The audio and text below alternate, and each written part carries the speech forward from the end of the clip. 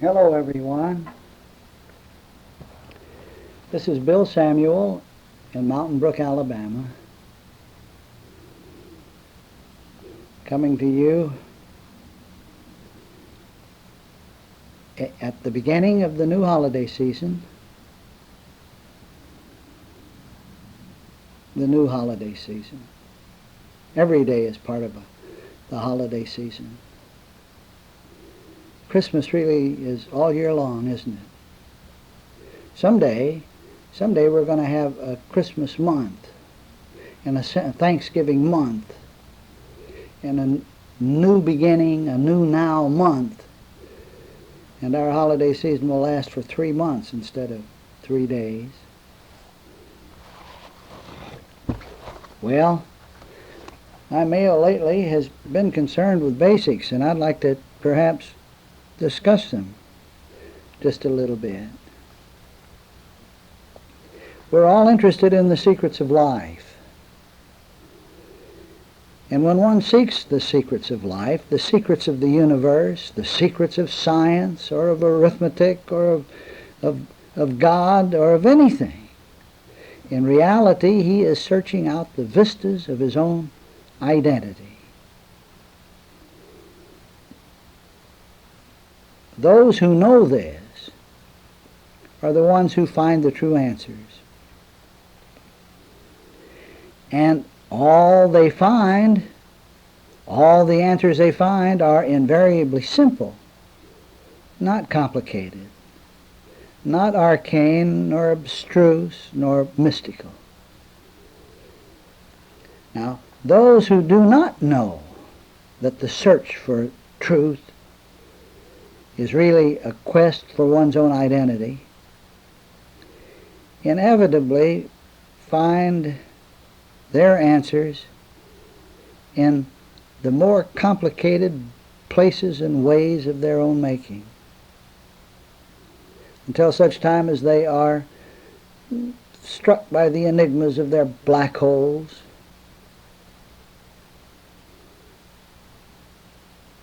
The experience of mankind presently is growing more frustrating every day. Human pressures are mounting on every hand.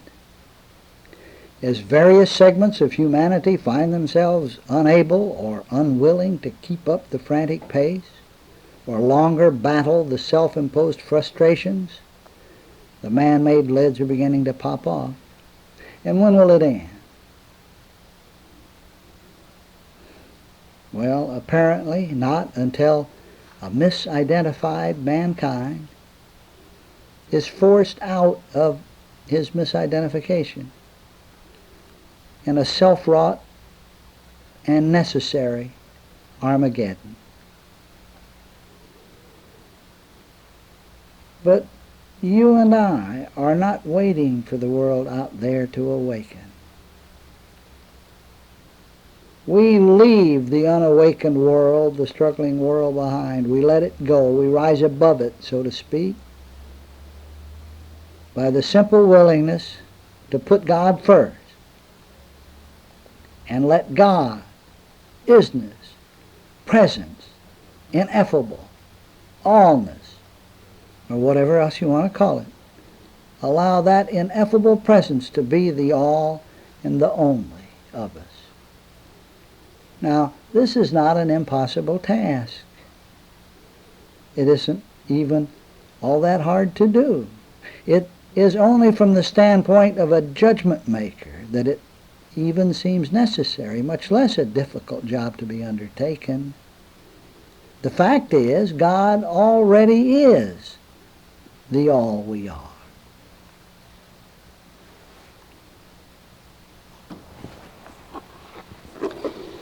It is not difficult to stop judging everything after it's been discovered that judgment is the cause of most of our apparent suffering. It isn't hard to stop cherishing the things that the world calls valuable when it's found that they have no value. It is not impossible to stop feeling a sense of personal responsibility when there is no real personality, no real identity to feel responsible, not a real one. Friends, when the final statement concerning God is made, however it's made, well, it will be supremely simple. When the last words about reality are written, whoever writes them, they will not be an academic presentment or a mysterious metaphysical maze requiring much musing, meditating, and persevering study. When finally it's made clear to humanity what it must do in order to come out and be separate from its frustrations, I know this, the doing will not be difficult. It will not be an arduous path to follow. Neither will it be a step-by-step overcoming. It will be neither a putting off nor an awakening, not even an awakening, though, of course, it is difficult to speak of it, to use words of it in any other way. When the final statement is made, it will be an utter simplicity, a childlike simplicity that excludes no one and no thing. The last instruction for a doing will be a quiet, simple, undemanding demand for no more effort at all. The simplicity of reality, deity, isness, ineffable presence, whatever you want to call it, is the effortless being of total perfection, which is here and now already the exclusive fact of existence. At the moment, mankind believes the knowledge of God is limited to a very few, if any. According to the religious systems of the day, the blessings that a knowledge of truth bestows upon suffering humanity, and those blessings are experienced only by those who belong to this or that secret order or church, or those who study this or that philosophy, only by those who overcome, who struggle, who strive, who contend, who demonstrate, who experience illumination and all that bunk, or who take drugs. Hocus pocus, hocus pocus. We leave and let go the human sense of things, the judged sense of things, and happily discover that we also leave complexity. We return to the deific identity, awareness itself, and find ourselves in a garden of tender simplicity where there is no concern for good or evil, where there's no talking serpent who makes us give values to everything. Things that are seen are simply seen, and they're seen without a critical analysis, and they are seen without a misevaluation. Here, experience and awareness and experience are one activity. Belonging to whom? To me? To a me sense? No. A one activity belonging to the ineffable presence, God. Here, awareness is God's self-perception. Therefore, it's God's responsibility. Let me say that again. With this realization, awareness is God's self-perception going on. Therefore, it's God's responsibility. We feel the weight of the world taken from our shoulder. We rejoice with a new joy. And we recall the promise of old. Come unto me, all ye who are weary and heavy laden, and I will give thee rest. Deity, or the ineffable, or Godhead, or presence, is a paradox to man, who cloaks his measly little bits of wisdom with an aura of profundity to impress others and to feed his own insatiable ego. But to those sincerely interested in ascertaining reality, or the presence, there is an area of breakthrough available, a place of breakthrough. Now listen, where is it? Where is it? We are in the fertile center of that area the very instant we stop playing the judge, the great evaluator. And of course, in order to stop being the judge of awareness, we stop being the me-sense, the great owner of awareness, the one who says, this awareness is mine. Here in judgeless being, human tribulations are rooted out, smothered, and returned to their native nothingness. And in its place, or in their place, grows a burgeoning tranquility, a grand tranquility that exists where the elations and depressions of personal judgment seemed before to hold sway. God is not a complexity far off and unattainable. The presence, the ineffable, is available. Else, presence would be a plum, pluckable only by the plucky few who have the wherewithal to plow through many an ancient volume of forgotten lore, volumes of witchcraft and transcendental bunk, and even those scholars only touch the hem of truth's garment. Reader, presence, ineffability, is felt as an, felt as an enlightenment, as a breaking through,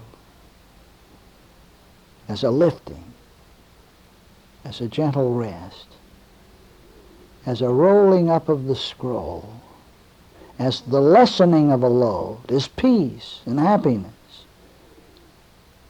And these words are but poor sounds to signify the simplicity of God, not the complexity of God, not the mysticism of God, not the great metaphysical paradoxes of truth, but the tender simplicity of the presence. Happiness comes with a letting go, not a taking on. By ending concern, not developing more. The unencumbered, those who live just as gentle awareness itself, like children, enjoy the now without worry over yesterday or tomorrow or next year.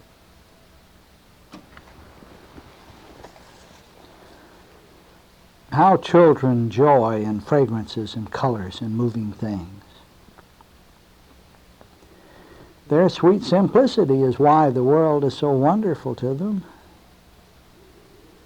Their enjoyment of the now is why the flip of a cricket or the silent plop of a pudgy frog is a momentous event. Credulous innocence is their entry into every activity with gusto. And it's also why their imaginations run so freely from fancy fairy tale to wondrous dream. Why the sounds they hear seem so sharp, and sight so exciting, and air so crisp and filled with all it's filled with. This childlike simplicity appears to become veiled by the processes of education. Growing up is to become brainwashed, conditioned, and accustomed to playing the pseudo-identity. Adult, adulterer, chief evaluator and judge, me-sense. Ah, but the unencumbered, the sweet, gentle, unencumbered with the freedom of angels, remain unconcerned with the world's evaluations, even while remaining hyper-aware of everything in the universe. Oh, reality isn't lost sight of. There's no sticking the head in the sand. Our simple childlikeness continues. Our alertness remains undimmed. Who doesn't speak of the innocence of youth? Who doesn't wonder at the idyllic credulousness of childhood? Who hasn't longed for the exhilaration and exuberance of youth again, for the health, happiness, and carefree excitement of childhood? And who hasn't heard the Christ say, "Except ye become again as children"?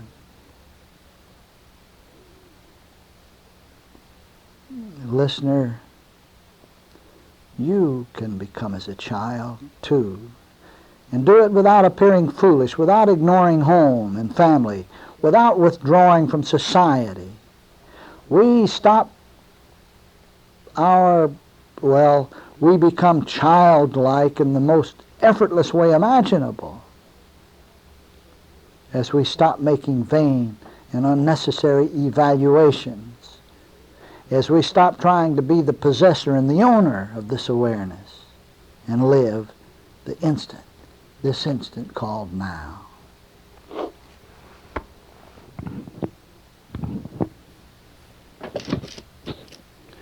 Let me talk about identity just a moment.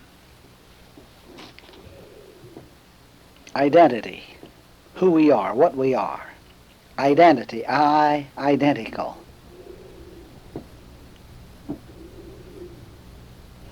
The search for truth, in essence, is a search for the real identity, the genuine identity. Ultimately, that search for the genuine identity is a search for God, because we find out that God is the only identity on the scene. But let's come back home to right here, right now, which inevitably includes a me sense, the me who is listening to a tape recording, or the me who is talking into a microphone in the process of making a tape recording, the me sense. What is the me sense identity? The me sense identity is the one we've lugged around with us from the beginning. The me sense identity is the one that never knows what to do. The me sense identity is the one that does too much or doesn't do enough, that eats too much or doesn't eat enough, that exercises too much or doesn't exercise enough, that says the right thing or the wrong thing, that makes the right investment or the wrong investment, that stands up when it should sit down and sits down when it should stand up. The me sense identity is the one that's a few days and full of trouble. Well, what about this me sense? Well, one thing we know about the me sense is that it seems wrapped up in a body that has 2 feet and 2 hands and a head and eyes and ears and all that sort of thing. The me sense is contained within a body that goes by a certain name: Bill, Rachel, Mary, John, Jesus. The me sense seems to be limited in time and space. It always occupies a point in time and space. The me sense always says, I am here, and you are over there. The me sense is bound by time. It says, I was born on such and such a date. I will probably live so many years. I am at present so many years old. And the me sense says, my well-being hinges on how well this body feels, how well it is attired, and how many dollars it's got in the bank.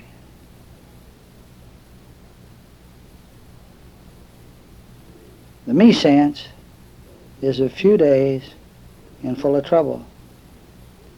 It never has enough dollars. It never has enough happiness. It never has enough friends. If it has dollars, they're lost. If it has friends, they're fickle. If it does have time on its hands, it doesn't know what to do with it. And if it doesn't have time on its hands, it wishes it did. The me sense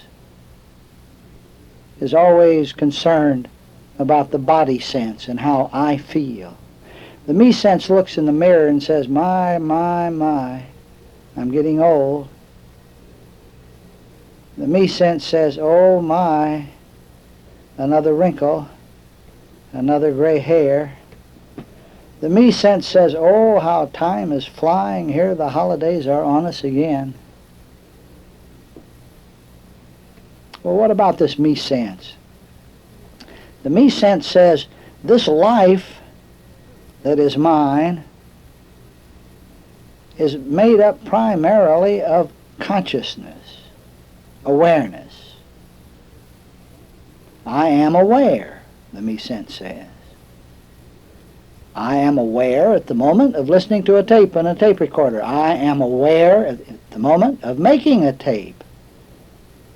I am aware at the moment of sitting in my little study here, listening to the buzz of yon little refrigerator, hoping that the furnace doesn't turn on and drown out all the sound, hoping that the dogs won't bark outside again and mess up another tape. The me sense says, I am aware of people, places, and things. The me sense says, I am aware of a body in time and space. And this is what identity is to the me sense. A body in time and space that's so many years old, that has had this experience or that one. Well, now, what alternative have we for identity? As we begin here with the me sense, one thing we have to be absolutely positive about is that awareness is. Aha! There goes the furnace, it just turned on. So the hissing you hear now will not be your tape recorder, albeit you may have been listening to some hissing that was your tape recorder, that you could eliminate by cleaning the head and demagnetizing the head. But the buzzing you're hearing right now is the heater, the furnace that has just turned on. Here at Woodsong, on this chilly November afternoon, And I hope it won't drown me out, but if it does, you'll not miss much. We were talking about the me sense, which isn't much to talk about. But let's define what the genuine identity is right here at the moment. The me sense says, I am aware, because if the me sense couldn't say, I am aware, the me sense wouldn't exist at all. Because awareness is absolutely essential for life. As a matter of fact, the me sense says awareness and life are synonymous terms. I am aware. I am alive. This living is awareness going on. And it all belongs to me. As the words of the song go, it all belongs to me. And who is the me? Why, to the me sense, me is the one who owns this awareness that is aware right here, right now, listening to these words. Now, when the answer to identity has been found by what we call the lights of the world, the prime movers, the founders of the great religions, the mystics. When identity has been discovered, lo and behold, a strange thing happens. Awareness is retained, and the me sense that owns awareness is seen for the idiocy and the nothingness it is. Now, let me say that again. Because, folks, as I sit here and talk to you now, I have no papers before me to read. I have no notes to work from. This comes from the heart I am.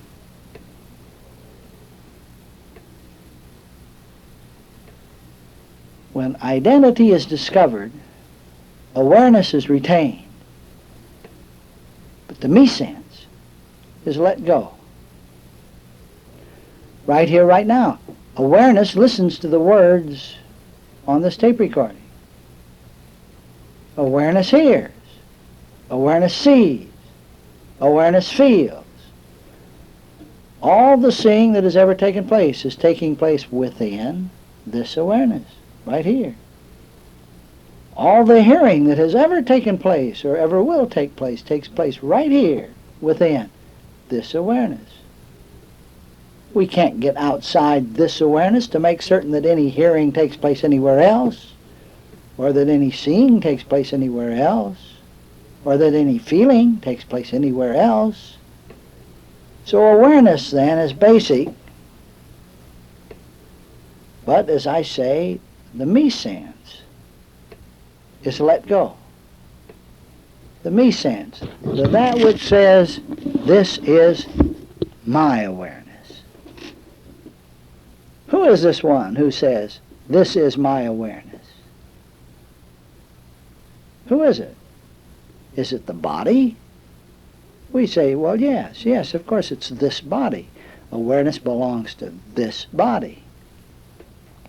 But has that view of life accomplished anything? It seems to have brought the world to the brink of absolute destruction. It seems to have been searching for happiness for, lo, the 10,000 years past, but having found none, it grows old and weary and aches and says, my time is short. The me sense that is a few days and full of trouble has been disparaged by all the lights of the world. We've been told to let it go, to put it off. So the me who says this is my awareness is just a concept. Who says it belongs to the body? Because the body is included within awareness. The only place one is conscious of a body is within awareness. Without awareness, there would be no consciousness of the body. Where do we see the fingers and the toes? Where do we see the face in the mirror? Where do we see the protruding belt line or the sagging bust line? But within awareness. Awareness is the primary, and that which it includes. Please. Awareness is the primary, and that which it includes are its qualities and attributes. So the me sense, then, is a fiction, a fraud from the beginning. And we can, this moment, right here, even now, as we listen to the tape machine making strange clicks in the background, we can even right here let go the me sense. And what does it leave? It leaves awareness on the scene. We retain awareness and let go the me sense.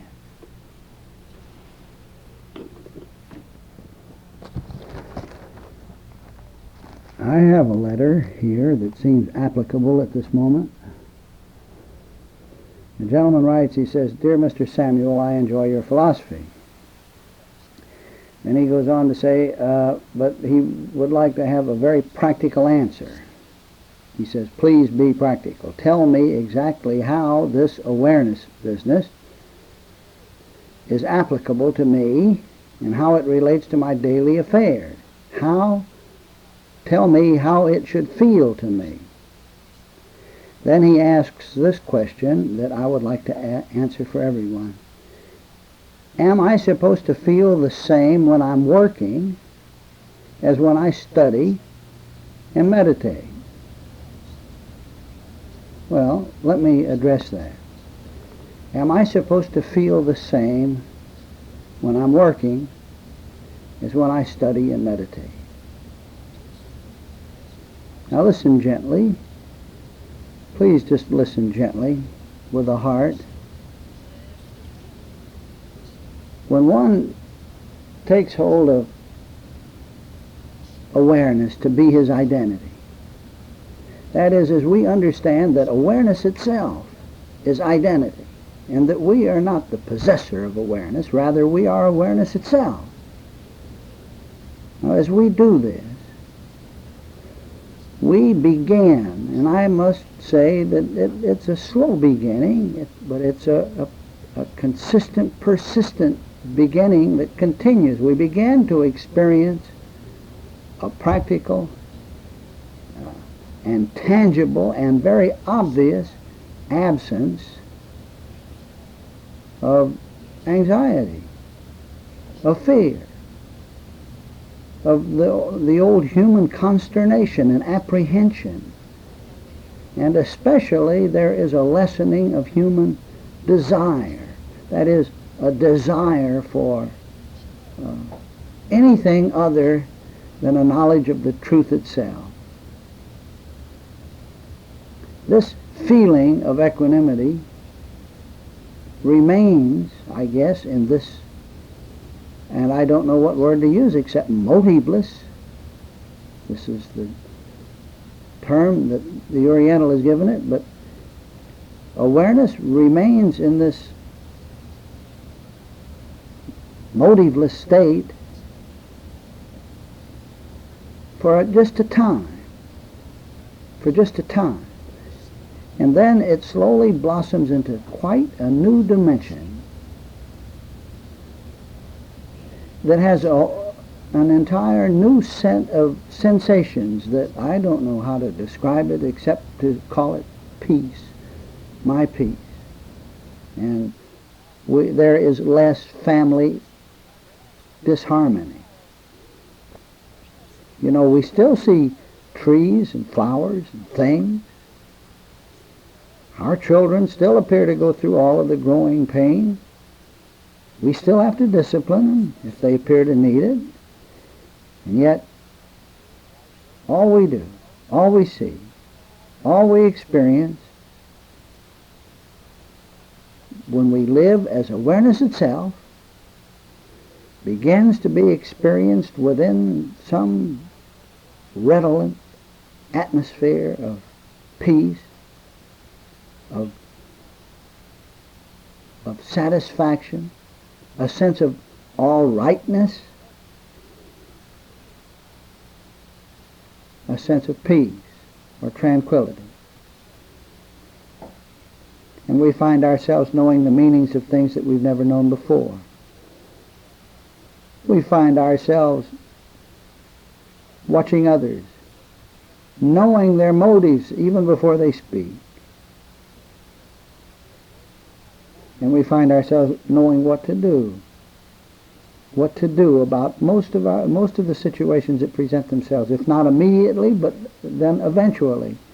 It's as if a voice were behind us saying, "This is the way, walk ye in it, when you turn to the right hand and when you turn to the left."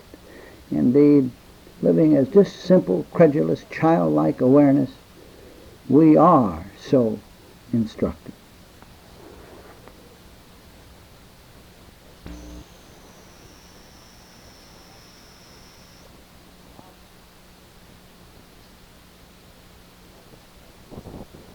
We've all heard about the old man who was to be put off. Well, the old man and the me sense are the same one. The old man is simply that one we believe ourselves to be when we consider ourselves a point in time and space to whom awareness or life has been given. We let that one go when we take life, awareness, to be who and what we are,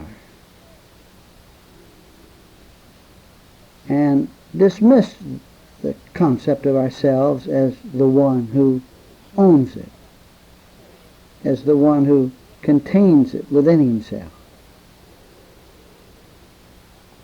And it seems to me that it is well to repeat that we are always concerned with one awareness, this one right here. When we speak of the personal judgment of this or that, we're not talking about the judgments and the opinions and the evaluations that the world out there makes. We're talking about those that are made right here as this awareness called oneself, as this awareness called I.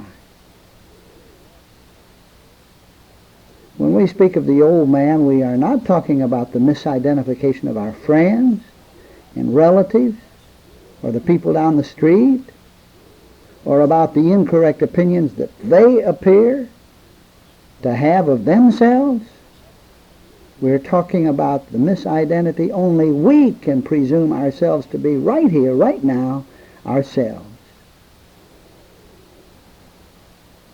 To put off that one is not for others to do, but for me to do, right here. Others have nothing to do with it.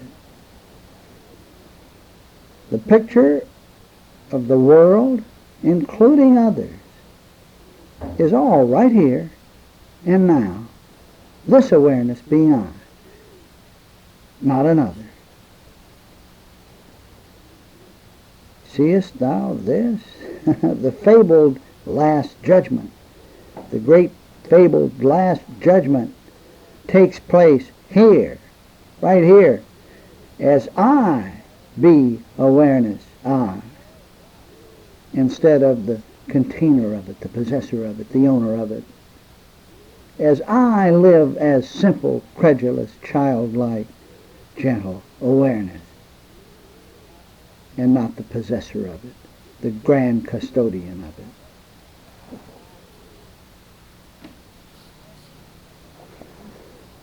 Once upon a time we looked out on experience and we saw it divided into a good and evil world. We took sides. We chose to fight with the right against the wrong. And we took up the cudgel. And as valiant soldiers marching to war, we undertook to slay the dragon and to heal the world. We shouted to our universe, "This is the way, walk ye in it." Well, now the circle nearly closed. We see that all we see is precisely as it should be. We see that the levels of education, even as they appear, are neither right nor wrong, good nor bad, material or spiritual or real or unreal, a dream or any other such thing. What are they? What are they? Why, they are perfect images, just being perfect images. Isness, amness, I-ness, being, isness, being exactly what they are. But who am I? Who am I? Why, nothing of myself. Awareness is being aware of all that God is mindful of. And this awareness, right here, right now, is busily perceiving the infinity of perfect being. This is who I am. This is what I, identity, am, and what I'm doing, nothing else. And the awareness, the consciousness, listening to these words, is the self-same awareness. The self-same awareness, God awareness, and naught else. Comprehendest thou this? Of course you do. Of course you do. Years ago, someone wrote that all the people on earth, if they were assembled in one place, standing side by side, would occupy only a square mile of land. Well, they would certainly cover more land than that today, but let's use that square mile for the sake of an illustration that will make a point. Imagine in your mind's eye that all humanity is brought together into a great glass pyramid whose four corners cover a square mile of earth. Now these people are standing jammed together like young people at a rock concert inside the great crystal pyramid, and all of them are facing the center. Well now, how would each person describe what he sees as he looks up? Well, each one would see the four quadrants of glass coming together at the top. Now let us suppose that they can see the stars beyond, including Polaris, the North Star, whose position remains constant. And these people are asked to give a description of the North Star's location. You got that? Everybody inside a big glass crystal pyramid. They're looking beyond. They look up. They see the North Star. And they're asked to describe its location. Well, those who stand in the east of the pyramid would make different measurements to plot Polaris than do those in the west. As a matter of fact, everybody down there, every man, woman, and child would have a slightly different version of the North Star's location relative to the great glass panels that come to a point up above them. Therefore, each person within this glass pyramid represents a unique point of view. Now, next, suppose that certain creeds and dogmas about the star's location have developed through the centuries. The east side view of things would certainly differ. They would be different from the west side. Well, now, can't you see how religious ideas, all pertaining to the same Polaris, the same God, but seen through the eyes of differing cultures, have developed through the century? Well, now, we have worldwide communication that is linking us up, and we're beginning to see these strange differences. That the Muslim has a point of view, that the Christian has a point of view, and the Jew still another point of view. Man's personal views of his relation to Godhead are not unlike the pyramid people's views of their relation to the North Star. Religious ideas generally refer to the same one, to the same God, to the same ineffable, but each one has its own sets of proofs for validity. And in truth, every statement is valid. That is, every statement about Godhead is valid so far as its measure goes. Isn't it strange that some of the world's religions can perceive this difference and allow for it, while others stand like staunch old southern pines in the wind, refusing to give any other point of view an inch, claiming that their own perspective is the only valid perspective of the ineffable. Oh my, just recently a storm blew through here, and it twisted so many pines' tops right out, staunch, unyielding points of view. We see that all eyes pointing to the top, looking up at this pyramid, all eyes pointing to the top represent individual points of view, individual lines of thought. Now, so let me show in a simple way how powerful subjectivism is. Now, what the new wave of things happening in the world now is this subjective view. Subjective thinking is the new wave of things that is to come for mankind. Well, now, one person, just one person down there, having learned the top-down method of thinking and comprehending, which is the basis for subjectivism, is like a person in that glass pyramid who's broken away from the masses and he's climbed up to the top of the pyramid. He's up at the very peak. Now, his view is like a great eye at the top of the pyramid, and up there he is looking down at everyone who's looking up. The top-down view includes all of the bottom-up views within itself almost simultaneously. That is, if everybody is looking right up at the point of the pyramid, and there is a great eye there at the top looking down, the top-down view includes all of the bottom-up views. The top-down view is quantum, whereas the bottom-up view is individual.